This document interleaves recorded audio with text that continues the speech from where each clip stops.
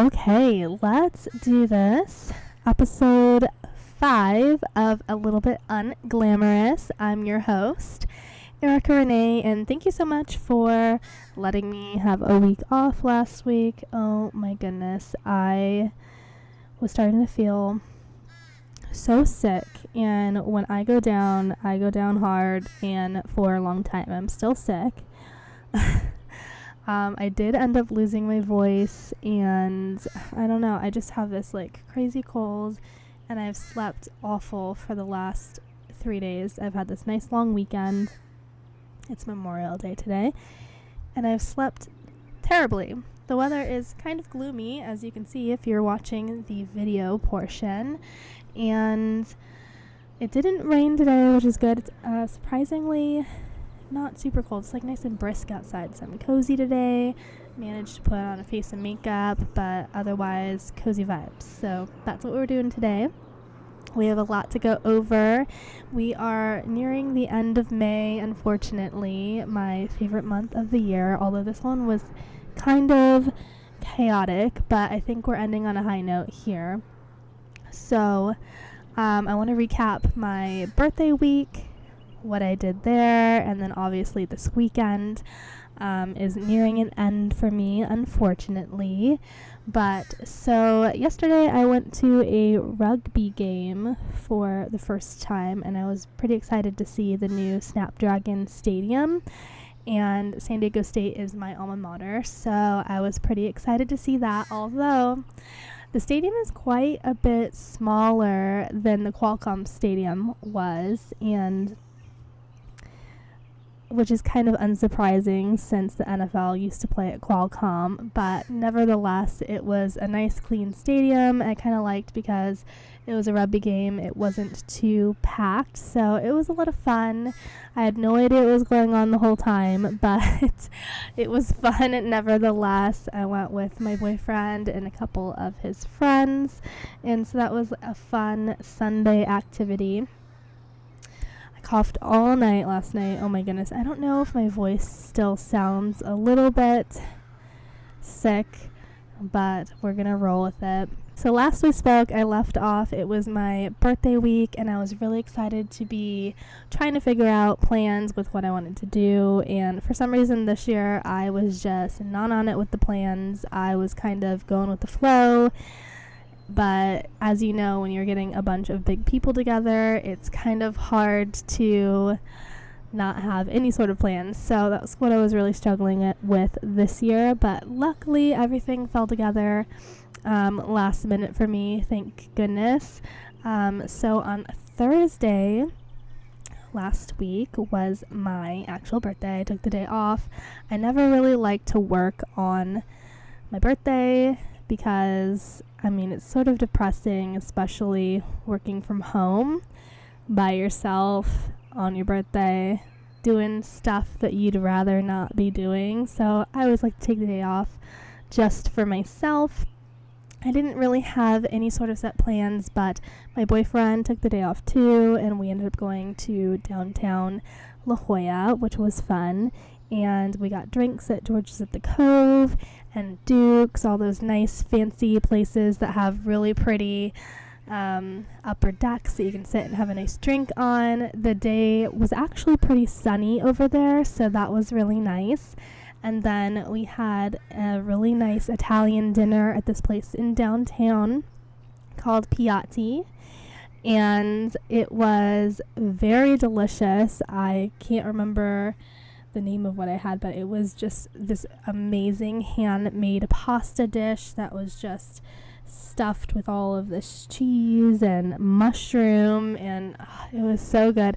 But my boyfriend and I were laughing because they charged us for our bread, which I have never been to a restaurant that did that before. I thought it was very odd. I've been to fancy places before, but they charged us $5 for bread, which is so weird because we sat down and they're like, oh, do you want some bread and butter? And of course, everybody says yes, right? We had been drinking all day. We inhaled this bread and butter. And then they're like, oh, do you want some more bread and butter? And we're like, yeah, of course we do. And yeah, so bread was $5 each, which was so ridiculous in my opinion. It's kind of like going to a restaurant and they charge you for chips and salsa. Like, what? At a Mexican restaurant, you always get free chips and salsa, right? So that was kind of weird, but it was nevertheless amazing, so good, and the rest of the evening was just relaxed, which I really enjoyed. Saturday, I ended up having dinner with my girlfriends, which was a lot of fun. One of my friends gave me a whole bunch of bottles of rosé for my birthday, and he said, oh, you should make frosé with them. And I instantly was like, that's a brilliant idea. So I did the day prior with my boyfriend, and he just mixed the wine with ice and some strawberries and some agave, lime juice. It turned out so good. I was like, I should make this for my friends. So I ended up having them come over to my place on Saturday. I made everybody frosé. We were hanging out, and then we went to dinner over by the beach at a Jamaican restaurant, which was a lot of fun. So that turned out good.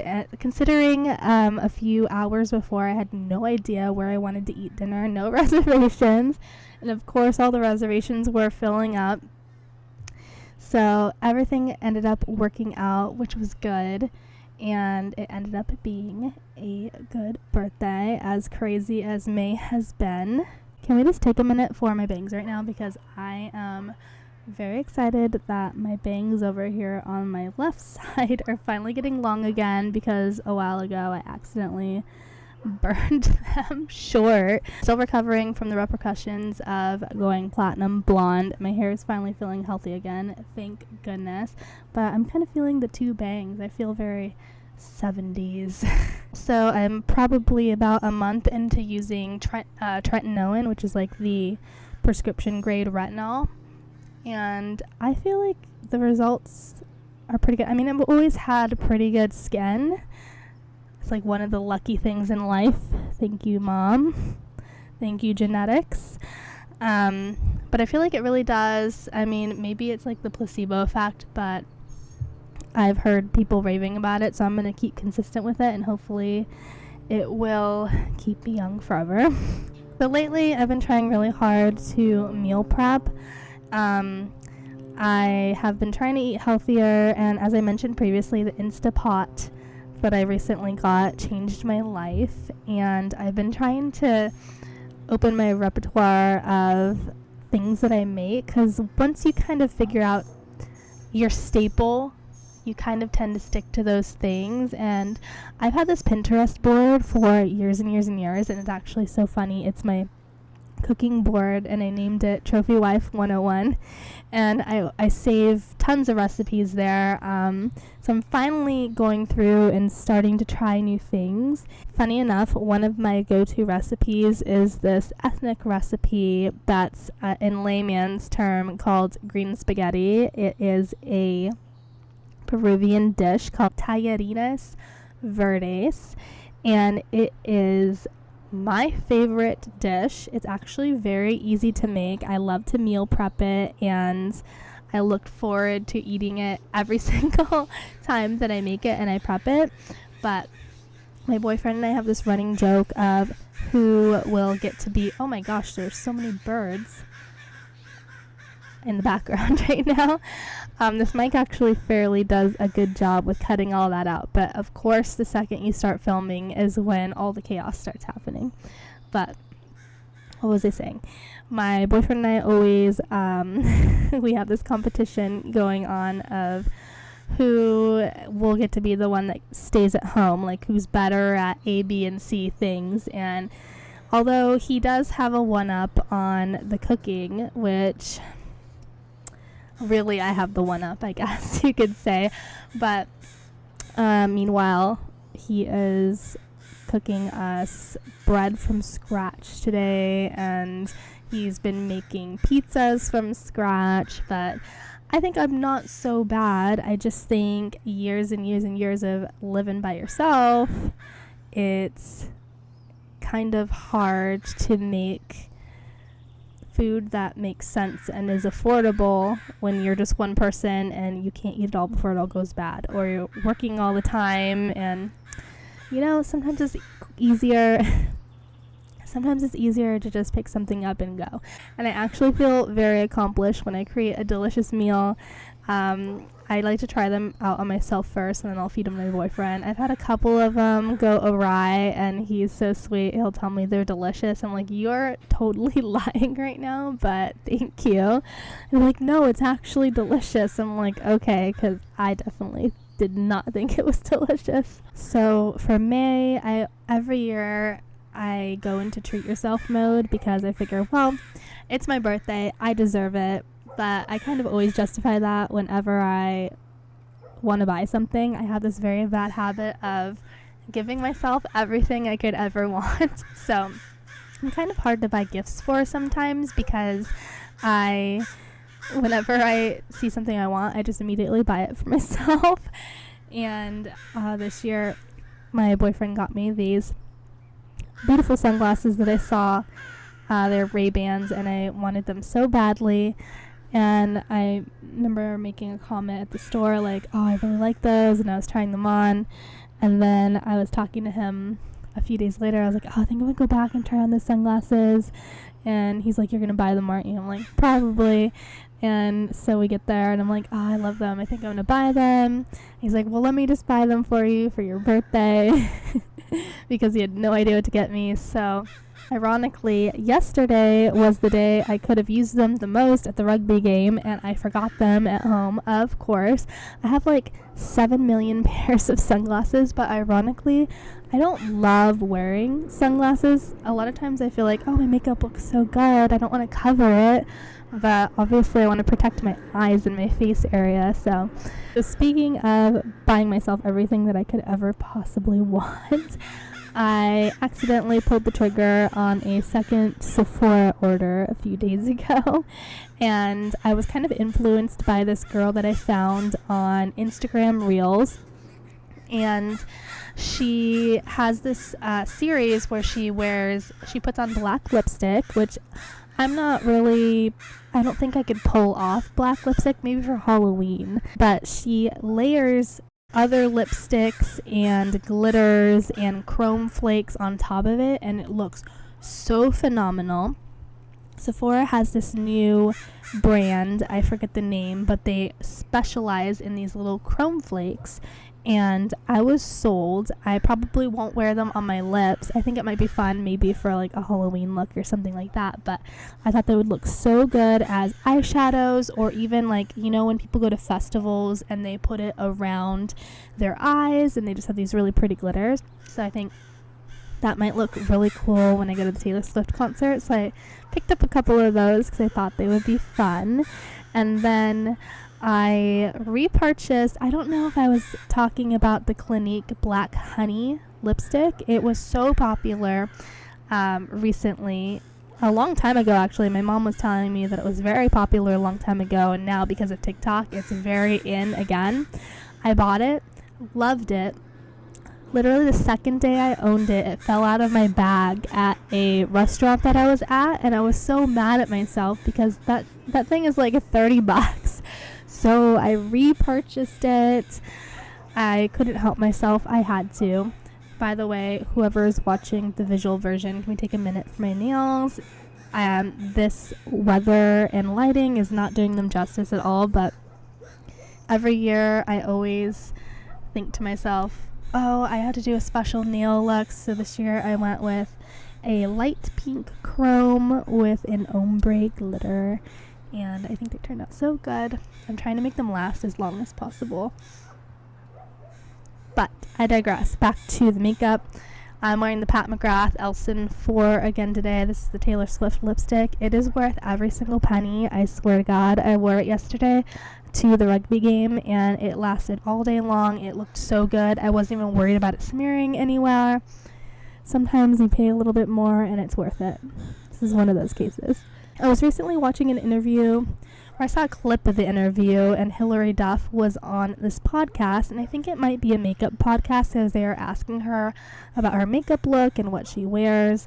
and she mentioned that she loves glittery eyeshadow. I feel you, girl. I love glittery everything. And they were asking her what she was currently wearing on her eyes, and she said it was an Urban Decay Moon Dust in Space Cowboy. And I immediately went to Googling and looking it up, and I put it in my cart. It's like a light champagne gold with silver sparkles, and it just looks so pretty on her. I go to my little Reddit makeup groups, and everyone was kind of raving about it too. And I also saw somebody post that ColourPop has a dupe of it. And if you hadn't heard of ColourPop, where have you been? They're amazing. They're huge now. I remember when they first came out, and they were really big on YouTube. They were doing a lot of collabs with YouTubers. And one girl I loved at the time, her name was Allison Henry. I'll probably look her up. I used to love her. But she used to do a lot of videos and rave about ColourPop. And that's how I discovered them. They are an amazing, like, fast makeup beauty brand that has affordable makeup, much like e.l.f., but they are online. Well, they were exclusively online only. I think now they are available in Ulta's, and they have this like really unique eyeshadow formula. Now they have a million different formulas, but when they first came out, they launched these Super Shock eyeshadows. They have the best glitter formulas I had ever seen at the best price ever. They're like $7. Anyway, they have a dupe for this Urban Decay eyeshadow. It's called Ritz, and I went to the website, and you know when you go for one item and you're looking and you see like a handful more items, you're like, well, might as well make this worth it. So thank goodness that eyeshadow was out of stock, because my crazy self would have bought it just to compare it to the expensive one, but for some reason I always want to own the expensive one as well as the dupe. So do I really save myself money? Not really. So when ColourPop first came out on the market, I bought so many of their eyeshadows and their liquid lips. They have really good liquid lipsticks as well. Everything they have, I love, honestly. And just recently I was going through all my makeup collection, because I kind of try to keep it up to date and current and toss stuff that I don't use or has gone bad. And I had to get rid of a lot of their eyeshadows because they dried out eventually, but they stayed good for quite a long time, so I was pretty proud of that. But I always get really sad when you have to get rid of something that you love and you use all the time, but it's past its expiration date. So maybe I'll peruse their website again in the near future. But for now, my wallet is safe, sort of. As I go into the next thing I bought, which I finally pulled the trigger on this viral Dior lip oil that I won't even say how much it costs because it's outrageous, obscene. But I kept looking at articles that were saying it's amazing. Some people say, of course, it's overpriced, but I needed it.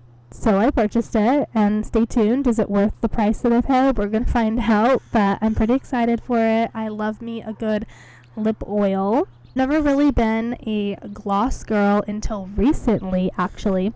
And I don't know why, but I also can't keep buying the Lancome lip tubes. I know they're really popular in the 2000s, and recently they just launched them again. But they had this like really pretty baby pink color, and they named it Millennial Pink. And I was like drawn to it because I want to be Paris Hilton in the 2000s. And so I have a few of those as well. Another good brand is Rare Beauty. When that one launched, I've never been obsessed with Selena Gomez, but I loved her brand when it first launched. I loved everything that it stood for. And about a year ago or so, she launched like a limited edition lipstick shade. It was in a baby pink color, and it was called Kindness. It was a nude pink, and when it first launched, it sold out immediately. And of course, that immediately like strikes my FOMO. I was like, oh darn, I couldn't pick that up, but it recently went back in stock, and I picked one of those up as well. So I'm pretty excited for my little haul that I have. Maybe I'll do like a little a haul video. I was thinking it would be really fun and funny to do like an ASMR haul video with the microphone and the packaging, so that could be fun. But so those are some fun things that I treated myself to this past week, and my birthday is unfortunately nearing an end. I mean, I guess it's been over for a while now, but I say your birthday is the whole month. So, nearing an end, and hopefully the sun will start to come out this summer. It's been gloomy. I think it rained last night, too. So odd. So let's get into some pop culture moments this last week. Most notably, and I cannot believe this, at least 3 or 4 people mentioned this to me the day it happened. So last week, Tina Turner passed away. She was 83 years old, a music icon, legend. And I know a little bit last week I was talking about voices that stand out and are different, and ultimately you're born to be a superstar. She is the epitome of that, and it's just so crazy. I feel like so many amazing celebrities and superstars that we know and love have been passing away lately, and it's just so surreal. Netflix recently came out with a documentary on Anna Nicole Smith, and I thought that was fascinating because it claimed to have pieces of interviews from her herself speaking about her life and things that I had personally never seen before. I remember when Anna Nicole Smith was at the height of her fame. I remember her passing away. I remember the whole trial of her late husband's estate, and she was in every way a fascinating celebrity that people just couldn't get enough of.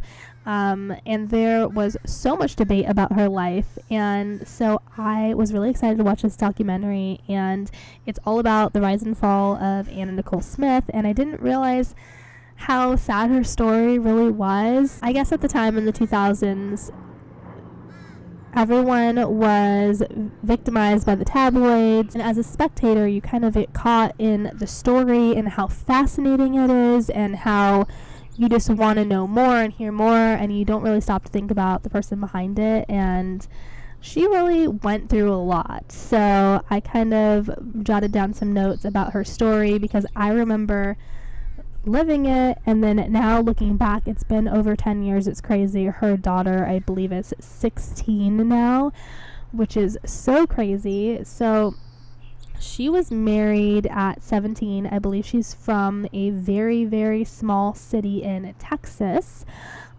She had a son named Daniel, who, if you watched her TV show, he was on quite a bit. Seemed like the sweetest, nicest boy, and he was her world. And so she eventually left the person that she was with and moved to Houston, started a new life. And she became a stripper at this strip club where she met this really old man called Howard J. Marshall at a strip club. And of course, so the big debate when she rose to fame was, is she a gold digger? People were fascinated with it at the time. It was just so ridiculous seeing this beautiful model with this 80-year-old decrepit man, and it was so bizarre. And of course he was a billionaire, so people's minds were like, what is going on here? And even I wanted to know more at the time. It was fascinating. He bought her lavish gifts. He bought her a house in Texas, and I guess was proposing to her, and she said no, like, I won't marry you until I make a name for myself. And she ended up moving out to California. However, he did help finance all the things that she needed while she was there, like agents and the right people to get in touch with. Eventually, she did become very well known as a guest model and a Playboy model, and she was being offered movie roles. And I didn't know this, but she was actually offered the main role in The Mask, which, if you don't remember, was a movie that came out quite a long time ago. I think it was probably 1997, around there, and it starred Jim Carrey and Cameron Diaz. But apparently Anna Nicole Smith was offered the role first, and in the documentary they revealed that they were only offering her $50,000 to star as the main character. Kind of makes me wonder at the time how much they paid Cameron Diaz in the end, because she was a nobody actress at the time. That was her first major role.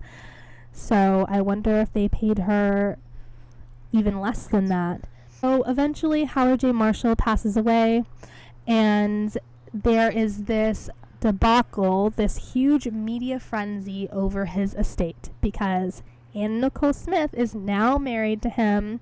She is his wife, and obviously his family did not want to share any part of his estate with her. Howard's son was one of the main people who was blocking Anna from his estate. Anna was promised half of all of his billionaire fortune, and he was having none of that. Ultimately, Anna did lose the trial, and she had some quotes in the trial that were kind of hilarious, but they did not make her look good. One of the famous ones is she was talking about how expensive it was to be her, and she's saying, I had to get my hair done and the makeup and the dresses, and it's not cheap to be me. And I felt that it's actually really hilarious, but it made her look really bad in the long run, and she never saw a penny of that money. The court ruled against her. So after that, she had this reality show, and at the time, reality TV was just becoming very large, and I personally loved it. It was called The Anna Nicole Smith Show, and I just remember the theme song. It was like, Anna, Anna, Anna, Anna, Anna Nicole. She's so outrageous. And it was hilarious. Another really notable moment quite a bit later, and this was around the time Anna was being bullied for being overweight in the media, and she really wanted to lose weight quickly. And there was this weight loss drug that approached her. They cut her a deal to basically promote this weight loss product. And it worked for her. She looked amazing, and I remember everywhere she would go, she would be like, "Trim spa, baby." And people would say, "Anna, how do you look so good?" And she's like, "Trim spa, baby." Most notably at the American Music Awards, she was supposed to introduce Kanye West. And I don't know if you remember this clip, but she looked very out of it. She was slurring her words. She was acting very chaotic, but Anna, that was her thing. The bigger her personality, the crazy things she could say, to her, that brought people in, and they kept watching. They wanted more of Anna. So I remember watching this in real time and thinking, oh my God, what is happening? And second, I cannot look away from this. And watching the documentary, apparently Anna had planned to do something so outrageous that people couldn't stop talking about her. She wanted to do something that people would remember. And that's, oh my gosh. Oh my gosh, a bird was flying by, and the reflection in my iPad, I thought it was a bug, and it scared me. Anyway, it's been 10 years, and I still very vividly remember that clip, so I think she did her job.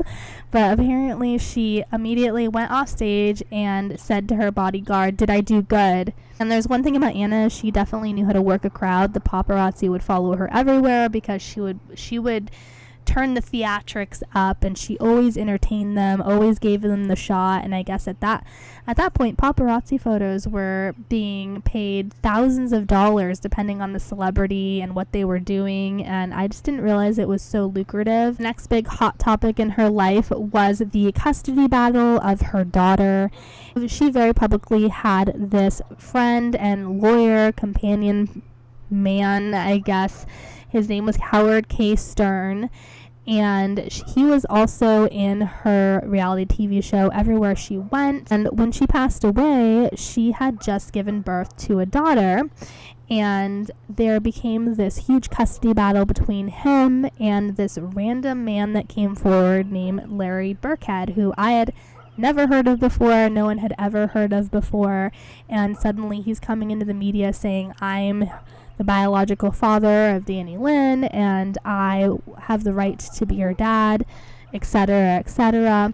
And I remember at the time feeling really weird about it, like, who is this man? Anna very publicly stated that Howard K. Stern was the father, and she intended on raising this child with him, and suddenly another guy is coming out of the woodwork demanding to be tested for paternity, and it just all seemed very weird. It did not seem very likely to me that Anna did not know who the father was, and it just seemed very intentional as to why she would never mention this other person again, because she was not planning on having this man in her life.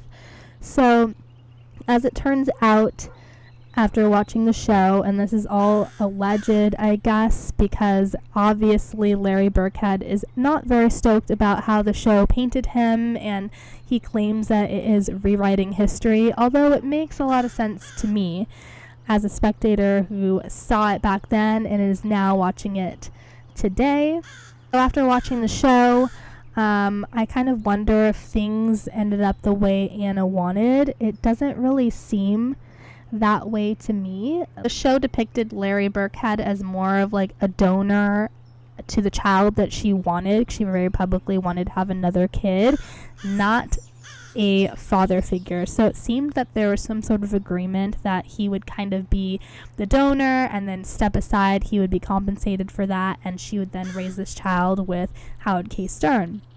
Apparently, after she passed away, it seems to me that he wanted more of the money, and that seems like a really good motivation to step forward. Personally, I believe that his actions were solely motivated by money, and he saw this as a meal ticket. He thought he would get more of her estate if he claimed his parental rights to this child. The whole thing was just so bizarre, and not to mention when she gave birth to this daughter, her son Daniel actually passed away in the hospital, which was so devastating and no one saw coming. I believe he started dabbling in drugs, and he was only 20 years old, and the show always had him with her by her side, showing how much she loved him. And I know she struggled as well, but the whole story was just such a tragedy and so sad, and also very fascinating. So if you haven't watched that show on Netflix, I highly recommend it. I thought it was really interesting, and it was basically talking about everything I had been thinking to myself 10 years prior. So it's all sort of full circle for me. You should watch it. Let me know what you think, because I think it's all very probable, honestly. Next up, we have Jen and Ben, another famous 2000s couple who recently reunited and got married. And Ben has been very popular for looking miserable in the media, and I think it's so hilarious because they always depict him as having the worst time wherever he's at, which I do not think is true at all, first of all. Do I think he hates the limelight and always having people taking photos of him, and everywhere he's at, every turn, you have a paparazzi and he's annoyed by it? Yes. Can you blame him? Absolutely not. And I just think that it's so funny. I know Jen is supposed to be coming out with a new album called This Is Me Now, which is a very famous sequel to a album she had about a decade ago called This Is Me Then. And I remember she had a song on it called Dear Ben, and a lot of it was about him. And it was just like a very soft, smooth R&B album, and I really loved it, so I'm really looking forward to the sequel.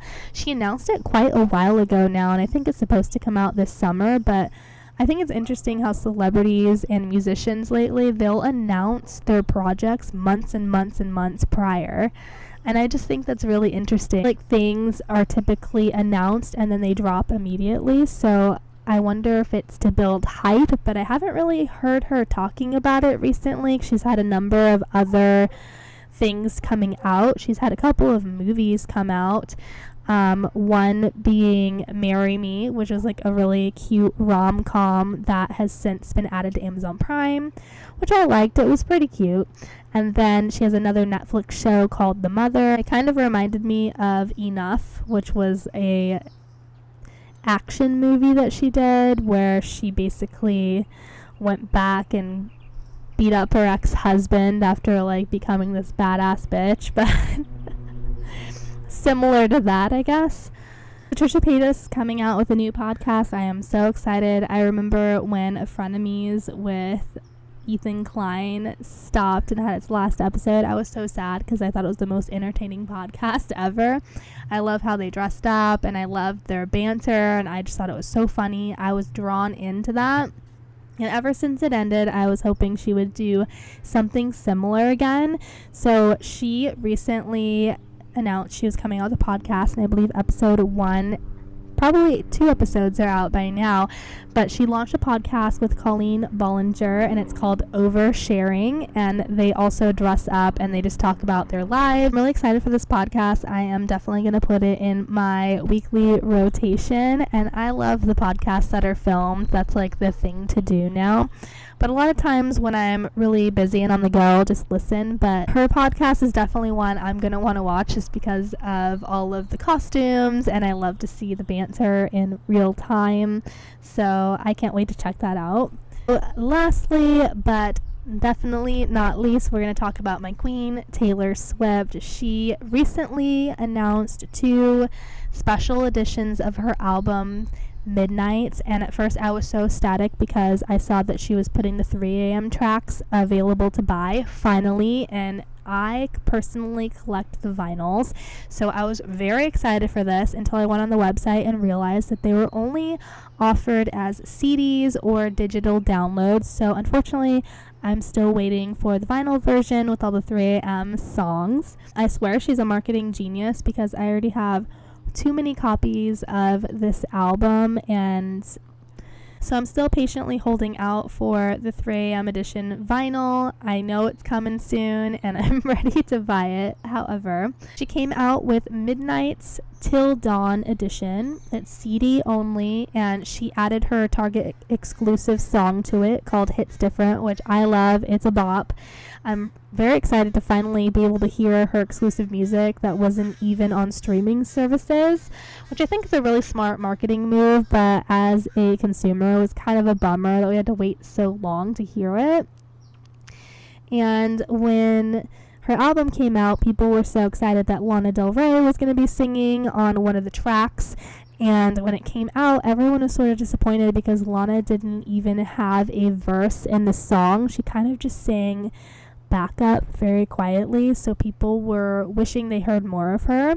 So I guess I went back in the studio and re-recorded the song and added more Lana to the song. She has her own verse now. I'm here for it. I love it. She came out with a remix of Karma featuring Ice Spice, which I think is also really good. She also had a second version of the album called the Late Night Edition, which I thought was really interesting because she only had the CD available at her New Jersey show. I thought was an interesting marketing move, and notably she removed 2 tracks from the album, Glitch and Paris, and then she teased a brand new song, Never Been Heard, to that album called You're Losing Me, which piqued everyone's interest. Everyone wanted to hear this song, but it was only being offered exclusively at this show. Like, her marketing team is working overtime. They're doing a good job making her a lot of money and making the label a lot of money, because I've already purchased more merch and copies of this vinyl than I normally would have because of the hype, and I'm not even a super fan. Some people buy every copy of everything she releases, which is absolutely outrageous because at the end of the day it's the same songs, well, except for these are like slight variation. And I've already Googled the song You're Losing Me. It's all over YouTube if you haven't heard it. It is so good. It is so sad. It blows my mind. And like I said, this album makes so much more sense now that I know that her and Joe broke up, because it's not really a happy album. But the song You're Losing Me hits me straight through the heart. And there's a line in it, I think it resonates with everyone. And it says, I wouldn't marry me either, a pathological people pleaser. And I'm just like, it's crazy. And it's so fascinating because you go back and listen to these songs that you thought that you had pieced together and you knew exactly what they meant, and now coming in with a different perspective, you realize they could mean something completely different, and it just goes to show how brilliant of a songwriter she is, because you never actually know the meaning behind these songs or who they are about. I am even more excited for what she has in store for us, and I cannot wait for my concert. Please release the 3 a.m. edition of the vinyl, Taylor. I'm begging you. And anyway, so that is all I have this week. I hope you enjoyed this episode. Thank you so much for joining me, as always, and I will see you next week. And until then, my name is Erica Renee, and this is A Little Bit Unglamorous.